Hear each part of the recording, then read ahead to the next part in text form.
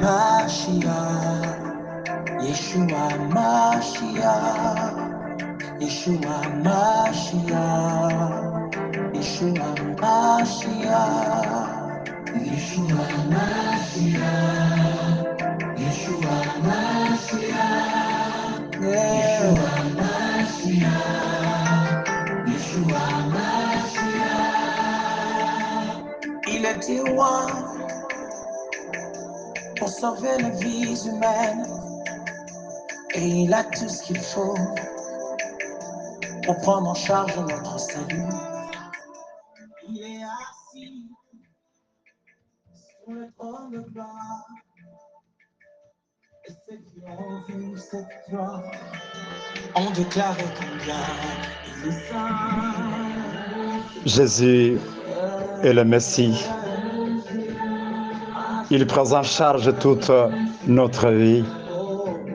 Il est assis sur le trône. Alléluia. Bien-aimés frères et sœurs en Christ, peuple de Dieu, Shalom.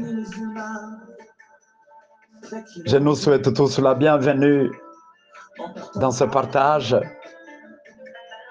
et même des riches bénédictions. Le dimanche passé, nous avons parlé sur un thème important qui est une réponse à notre foi en Christ, la passion pour la moisson. Eh bien, en lisant le récit de Jean 4, j'ai compris que c'est un exemple vivant à suivre dans le ministère de gagneur d'âme. Pourquoi? Je vois Jésus-Christ passionné par la moisson, plein d'un amour sans limite, qui se dirige vers une femme mal réputée, dans le but de faire d'elle un champ dans lequel s'émet l'évangile. Je vois aussi la femme samaritaine qui, grâce à une seule rencontre avec Christ, est bouleversée, touchée, transformée. Passionnée de partager la bonne nouvelle, elle va directement dans son village témoigner de Christ. Et par le témoignage vivant d'une femme jadis connue autrement, les habitants de Sichar répondent dans son imitation et viennent voir celui qui est plus qu'un prophète. La Bible nous raconte beaucoup crurent. C'est ça, frères et sœurs, la passion pour la moisson. Je me demande pourquoi nous ne voulons pas faire de même pour Dieu. Nous continuons ce bon thème sur la passion spirituelle. Et ce matin, nous passons à un autre élément important de la vie chrétienne. Et c'est une question: comment être passionné pour développer une intimité profonde avec Dieu? Je bénis le Seigneur, l'Éternel, car sa parole est une réponse à tous nos défis, à toutes nos questions, à tous nos problèmes. Voyons voir ce qu'elle dit sur l'intimité. Le texte de Sophonie, chapitre 3, 17, nous dit: l'Éternel, ton Dieu, est au milieu de toi, un héros qui sauve. Il fera de toi sa plus grande joie. Il gardera le silence dans son amour, puis il se réjouira à grands cris à ton sujet. Dans la version Théobé, frères et sœurs, ce même texte dit: le Seigneur ton Dieu est au milieu de toi, un héros, un vainqueur. Il est tout joyeux à cause de toi. Dans son amour, il te renouvelle, il jubile et crie de joie à cause de toi. Alléluia.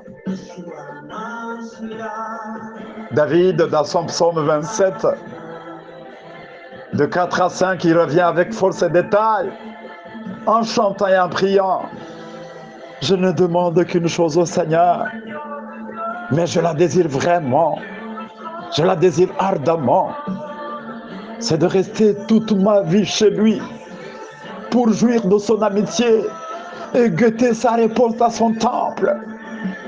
Alors, quand tout ira mal, il pourra m'abriter sous son toit, il me cachera dans sa maison, il me mettra sur un roc hors d'atteinte. Gloire à Dieu pour sa parole.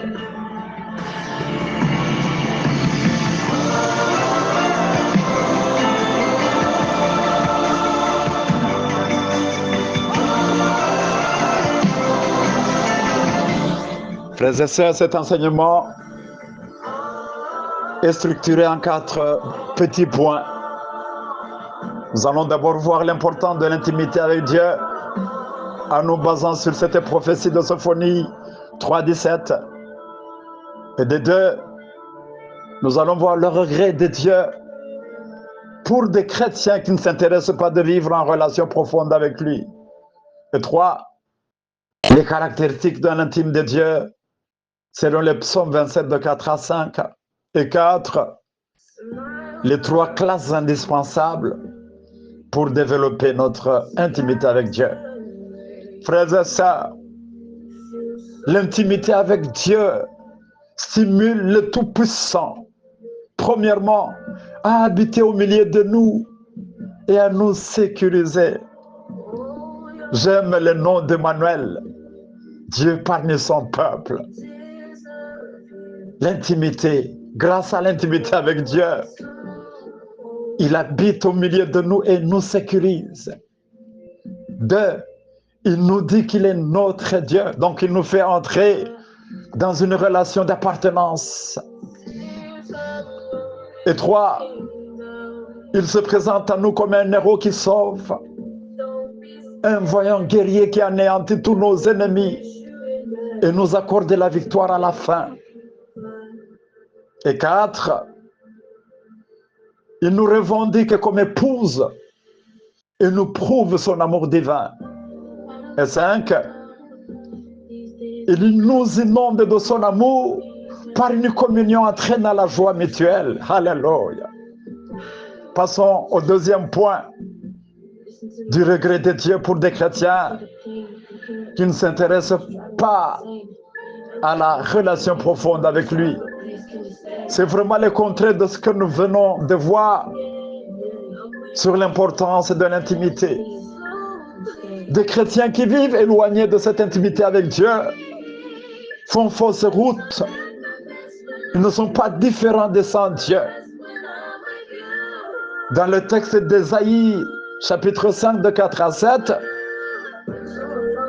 Dieu regrette de son peuple qu'il compare à un champ de vigne et se demande: qu'y avait-il encore à faire à ma vigne que je n'ai pas fait pour elle? Pourquoi, quand j'ai espéré qu'elle produirait des raisins, a-t-elle produit des fruits infects? Après ce regret, l'Éternel se décide d'arracher la haie pour que cette vigne soit broutée. Il se décide de créer des brèches dans sa clôture pour qu'elle soit foulée aux pieds. L'Éternel se décide de réduire cette vigne en ruine, cette vigne sauvage, à ne plus la tailler ni la cultiver. Il se décide de laisser les ronces et les épines y croître. Il se décide même d'arrêter la pluie pour qu'elle ne tombe pas sur elle. Frères et sœurs, un chrétien est une personne précieuse pour le Seigneur et sa vie exige des soins constants. Mais s'il se détache de la vie de l'arbre, de la vie de Christ, le vrai cep, il devient stérile et mauvais. De nos jours, plusieurs chrétiens se sont détachés de plus en plus de la vie avec Dieu et ont été plus attirés par autre chose que lui. En conséquence, comme nous le dit le psaume 1er au 4e verset, ils sont devenus comme des arbres secs, prêts à être jetés au feu, comme la paille légère et inutile, dispersée par le vent. Lorsque le vent souffle, ils disparaissent. Quelles sont les caractéristiques d'un intime de Dieu? Selon le psaume 27, 4 à 5. La première, la priorité de sa vie est d'habiter dans la maison de l'Éternel. Et 2, demeurer dans la présence de l'Éternel en sa sécurité. Et 3, rester contempler la magnificence de l'Éternel. 4, la maison de Dieu lui offre un abri. 5, ses pieds s'élèvent sur un rocher, c'est-à-dire sur un endroit sûr, stable, où il n'aura pas à craindre les vagues des problèmes qui menacent de l'engloutir. Alléluia. David nous apprend que l'intimité avec Dieu est une relation profonde et intime avec lui, exprimée par un désir ardent et franc de le connaître, lui faire confiance, lui obéir, accepter son amour. À mon avis, l'intimité avec Dieu est une vie prioritaire à tout ce que nous devons faire pour la gloire de Dieu. Passons au 4e point. Les 3 niveaux, les 3 classes indispensables à franchir pour développer notre intimité avec Dieu. Je vous ai envoyé une image et je vous prie de l'observer. Vous voyez premièrement un plongeur et des 2, les 3 escaliers qui entrent dans la piscine et 3, la piscine. Pour plonger jusque dans la profondeur de cette piscine qui représente les dimensions de notre intimité avec Dieu, il y a 3 niveaux à franchir l'un après l'autre. D'abord, nous passons par la relation avec Dieu, ensuite dans la communion avec lui, et enfin dans l'intimité avec lui. Ce sont 3 classes dont les leçons sont différentes, mais complémentaires. Alors, dans la première classe, appelée relation, c'est une classe qui nous dit que la vie chrétienne commence par là. Dans cette classe, Dieu nous parle à la véranda. Il nous présente des notions préliminaires. Il n'entre pas dans la profondeur. Il ne nous parle pas dans son salon. À ce niveau, le chrétien ne connaît pas les différentes chambres de la maison de Dieu. Il est comme un petit sarment qui vient de naître, incapable de résister à la force du vent, car il n'est pas encore bien soutenu. Il n'a pas encore la force de résister. Malheureusement, beaucoup de religieux se sont limités dans cette première classe. Ils connaissent un Christ historique, mais tout en ignorant les intentions de leur Dieu et les raisons de ce qu'il fait.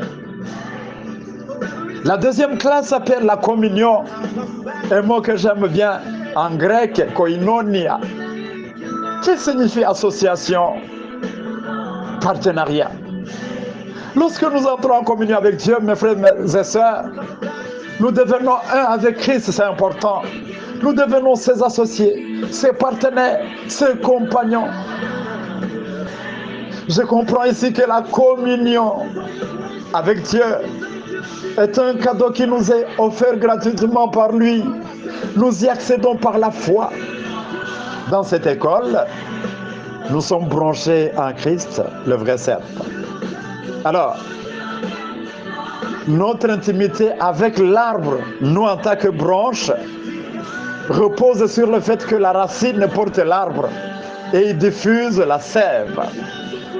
Ce qui veut dire que lorsque nous sommes en communion avec Christ, nous y trouvons ou nous trouvons en lui toute la vie et tout le soutien nécessaire dans notre intimité avec lui.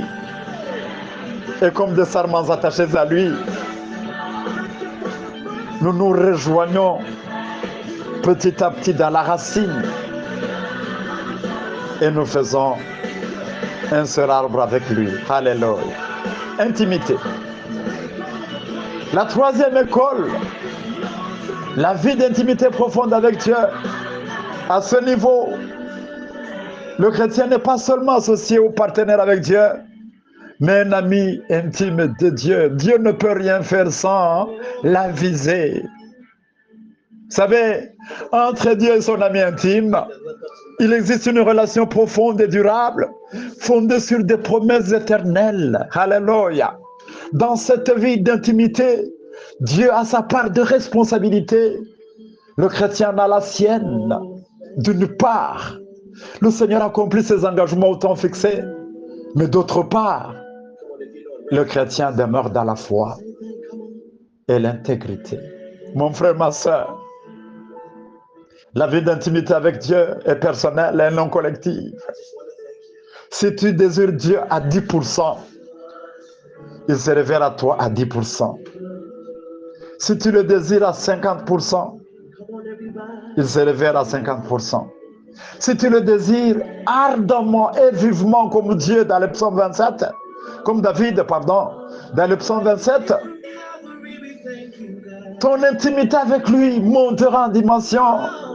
Tu demeureras dans la présence de Dieu. Tu deviendras comme un nageur qui, dans la piscine, ne s'arrête pas au premier niveau, mais plonge jusqu'au fond. Autrement dit, la profondeur de ton intimité avec Dieu dépend de la soif que tu as de lui, de l'amour pour lui, de la détermination et de la volonté à demeurer avec lui pour toujours. En conclusion, Dieu nous a choisis, nous a retirés de la foule d'incroyants et nous a mis dans la chambre de ses secrets afin de nous révéler sa volonté et nous orienter. Alors, pour monter dans ces trois dimensions et être passionné de maintenir notre intimité avec Dieu, il nous faut premièrement établir préalablement une bonne relation avec Christ et écouter l'Esprit de Dieu. Et de deux, être permanent dans la présence de Dieu. 3, éviter d'interrompre notre exercice de foi. 4, maintenir constamment notre dépendance en Christ. 5, faire attention à tout ce qui peut nous dessécher et nous détacher du vrai Seigneur Jésus. Et enfin, communiquer régulièrement avec Dieu au moyen de sa parole, de la prière et même du jeûne. Pour terminer, frères et sœurs, demandons à Dieu de demeurer attaché à l'arbre et de dépendre de lui à chaque instant afin de ne pas perdre notre intimité avec lui. Soyons tous bénis au nom de Jésus. Amen.